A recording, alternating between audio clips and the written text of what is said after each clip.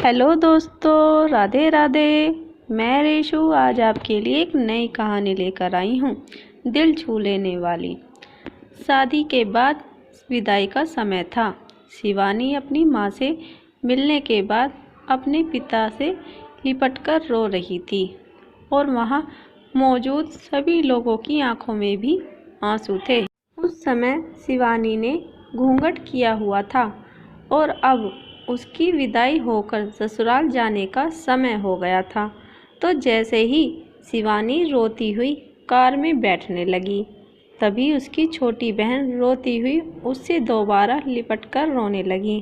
तभी गाड़ी के पास खड़े शिवानी के पति अविनाश से उसका दोस्त दिनेश कहता है, अरे यार अविनाश, यहाँ से घर पहुँचते ही सबसे पहले होटल पहुंचकर एक बढ़िया सा खाना खाएंगे, क्योंकि यहाँ तेरे ससुराल में तो एकदम घटिया खाना था। ऐसा खाना तो हमारे यहाँ कुत्तों को भी नहीं खिलाते। तभी साथ ही खड़े अविनाश के छोटे भाई ने भी कहा, हाँ यार, यहाँ का खाना तो एकदम बकवास था और रसमलाई में तो रस ही नहीं था। ये कहते हुए वो तीनों ही जोर जोर से हंस रहे थे। तभी शिवानी के पति अविनाश ने भी अपने ससुराल वालों का मजाक उड़ाते हुए कहा कि हाँ यार, मैंने भी मजबूरी में ही यहाँ का खाना खा लिया, वरना मैं तो ऐसे खाने को हाथ भी नहीं लगाता। और अब पक्का हम तीनों घर पहुँचते ही होटल का खाना खाएंगे।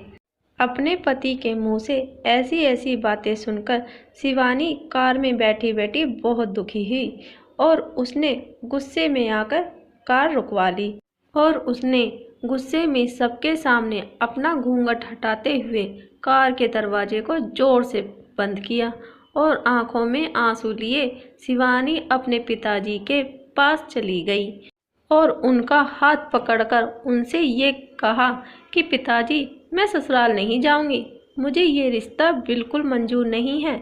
ये बात शिवानी ने इतनी जोर से कही कि सब लोग उसकी बात सुनकर हक्के बक्के रह गए। सब लोग शिवानी के नज़दीक आ गए और शिवानी के ससुराल वालों पर तो जैसे पहाड़ ही टूट पड़ा था। वजह क्या थी, ये किसी को भी समझ नहीं आ रहा था। तभी शिवानी के ससुर जी ने आगे बढ़कर शिवानी से पूछा कि बेटी, बात क्या है? तुम अचानक ही शादी होने के बाद अपनी विदाई होने के समय यूँ शादी को ना कर रही हो।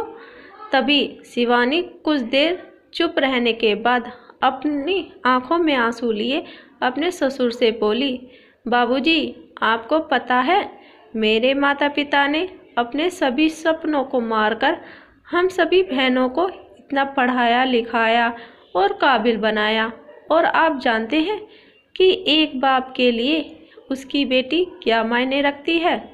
वैसे आप और आपका बेटा कभी नहीं जान सकते, क्योंकि बाबूजी, आपके घर में तो कोई बेटी ही नहीं है। और आप जानते हैं, मेरी शादी में आने वाले बारातियों के लिए खाने पीने की एक भी कमी न रह जाए, इसलिए मेरे पिताजी पिछले 3 महीनों से रातों को जाग जाग कर मेरी माँ के साथ ये योजना बनाते थे कि रसोइया कौन होगा और खाने में बारातियों के लिए किस किस तरह का खाना बनवाना है और बारातियों को कहाँ बिठाना है, ताकि कहीं किसी को बुरा न लग जाए। और शायद आप नहीं जानते कि मेरी माँ ने पिछले 1 साल से एक भी नई साड़ी नहीं खरीदी, क्योंकि मेरी शादी में पैसों की कोई कमी न रह जाए। और आज भी मेरी शादी में भी मेरी माँ मेरी बड़ी बहन की साड़ी पहनकर खड़ी हैं। और ये तो कुछ भी नहीं, मेरे पिताजी भी 150 रुपये की शर्ट के नीचे कई छेद वाली बनियान पहनकर खड़े हैं, और ये सब सिर्फ इसलिए ताकि मेरी शादी में कोई कमी न रह जाए। लेकिन इतनी मेहनत करने के बावजूद भी आज इस शादी में आपके बेटे को रोटियां ठंडी लगी, उसके दोस्त को पनीर बकवास लगा और मेरे देवर जी को रसमलाई में तो रस ही नहीं मिला। और तो और मेरे पति अविनाश जी तो कह रहे थे कि वो तो ऐसे खाने को हाथ भी नहीं लगाते, बस उन्होंने तो मजबूरी में ही ये खाना खा लिया। अगर सब कुछ इन्होंने मजबूरी में ही खाया है तो इसकी क्या गारंटी है कि मुझसे शादी भी ये अपनी खुशी से ही कर रहे हैं। कल को अविनाश जी ये भी कह सकते हैं कि मुझसे भी इन्होंने मजबूरी में ही शादी की थी। और शिवानी रोते हुए अपने ससुर से ये भी कहती है कि जिस माता पिता ने मेरी शादी में दिन देखा न रात बस शादी की तैयारियों में लगे रहे, उन माता पिता पर आज आपके बेटे और उनके दोस्त यूँ ज़ोर ज़ोर से हंस रहे हैं और उनकी इतनी बेइज्जती कर रहे हैं। क्या आपके घर में माता पिता की इतनी ही इज्जत होती है?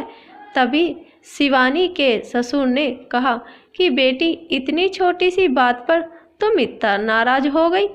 तो शिवानी ने अपने ससुर की बात को काटते हुए कहा कि बाबूजी ये छोटी सी बात नहीं है। अगर शादी के बाद मैं भी आपकी इज्जत न करूं तो आपको कैसा लगेगा? ये सुनते ही शिवानी के ससुर ने शर्म के मारे अपनी आंखें नीची कर ली। तभी शिवानी ने कहा लेकिन बाबूजी आप चिंता न करिए, हमारे अंदर हमारे अच्छे माता पिता के संस्कार हैं। किसी की बेइज्जती करना ये सब हमारे माता पिता ने हमें कभी सिखाया ही नहीं है। ये सुनते ही शिवानी के पिताजी दयाशंकर जी ने आंखों में आंसू लिए अपनी बेटी को गले से लगा लिया और उससे कहा कि बेटी मुझे गर्व है कि तू मेरी बेटी है और अब तू शांत हो जा बेटी, तुझे मेरी कसम है, इन्हें माफ़ कर दे और खुशी खुशी अपने ससुराल चली जा। तभी शिवानी के पति अविनाश भी शिवानी के पिताजी और शिवानी से हाथ जोड़कर माफ़ी मांगता है और ये कहता है कि बाबूजी मुझे माफ़ कर दो, सारी गलती मेरी ही है, लेकिन आज आपकी बेटी ने मुझे एक पिता की इज्जत कराना सिखा दिया और आज के बाद मैं हर किसी के माता पिता की हमेशा इज्जत करूँगा। इसी वक्त शिवानी के ससुर भी आगे आकर अपनी बहू शिवानी के सर पर हाथ रखकर कहते हैं कि मैं तो बहू लेने आया था, लेकिन ईश्वर बहुत कृपालु है, उसने मुझे बहू के रूप में एक बेटी दे दी और वो भी इतने अच्छे संस्कारों वाली, जो कि माता पिता का भी इतना सम्मान करती है। और अब बेटी मेरे कहने से इन नालायकों को भी माफ़ कर दे, मैं हाथ जोड़ता हूँ तेरे सामने। तभी शिवानी अपने ससुर जी के दोनों हाथों को पकड़ लेती है और कहती है कि नहीं बाबूजी, आप मेरे पिता के समान हो, कृपा आप मेरे सामने हाथ मत जोड़िए। तभी शिवानी के पिताजी दयाशंकर भी कहते हैं समधी जी, आप मेरी बेटी के सामने हाथ जोड़कर कृपा हमें शर्मिंदा मत कीजिए। मेरी तो आपसे बस इतनी ही प्रार्थना है कि आप हमेशा मेरी बेटी को अपनी ही बेटी समझना और इससे कभी कोई गलती हो जाए तो इसे माफ़ कर देना। शिवानी के ससुर जी अपने समधी दयाशंकर जी का हौसला बढ़ाते हुए कहते हैं कि आप बिल्कुल चिंता ना करें, बल्कि अब तो शिवानी ही हमारे पूरे घर को संभालेगी और अब ये ही हमारे घर की लक्ष्मी है। यह सुनकर शिवानी के पिताजी बहुत खुश हो जाते हैं और अपनी बेटी को खुशी खुशी विदा कर देते हैं और शिवानी अब राजी खुशी अपने ससुराल रवाना हो गई थी और अपने पीछे छोड़ गई थी आंसुओं से भीगी हुई अपनी माँ और पिताजी की आंखें और अपने पिता का वह आंगन जिस आंगन में कल तक वह खूब हंसती खेलती थी। बेटी माँ बाप का अभिमान वह एक अनमोल धन होता है और अपनी छाती पर पत्थर रखकर वो अपनी प्यारी बेटी और अपने जिगर के टुकड़े को उसकी शादी करके उसे विदा करते हैं। इसलिए एक बाप अपनी बेटी की शादी करके वैसे ही उससे दूर हो जाता है और हमें उसका अपमान करके उन्हें और दुखी कभी भी नहीं करना चाहिए। तो दोस्तों, आपको हमारी कहानी कैसी लगी हमें कमेंट करके ज़रूर बताइए। कहानी पसंद आई हो तो प्लीज़ लाइक और शेयर करना बिल्कुल भी ना भूलिए और इस तरह की कहानी सुनने के लिए हमारे चैनल को सब्सक्राइब ज़रूर कीजिएगा। कहानी सुनने के लिए आपका बहुत बहुत धन्यवाद।